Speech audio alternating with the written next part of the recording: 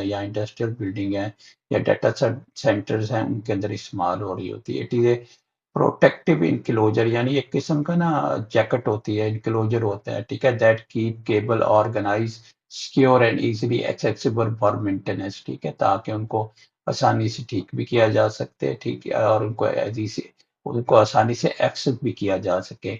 Where it is used, cable trays are commonly used in data centers and server rooms, ठीक है, data centre के अंदर ज़्यादातर इस्तेमाल की जाती है, या सर्वर रूम की इस्तेमाल की जाती है, या इंडस्ट्रियल फैसिलिटीज़ या मैन्युफैक्चरिंग प्लांट या कमर्शियल यूनिट उनके अंदर इस्तेमाल की जाती है। Commercial building and office spaces, hospital and health care facilities, airport and transportation hub, इन सब में डाटा केबल इस्तेमाल किए हैं ताकि अच्छी तरह से ऑर्गेनाइज किया जा सके, अच्छी तरह से उनको जो है मतलब एक्सेस भी किया जा सके, उनको ठीक भी किया जा सके और वो ऑर्गेनाइज भी हों, ठीक है।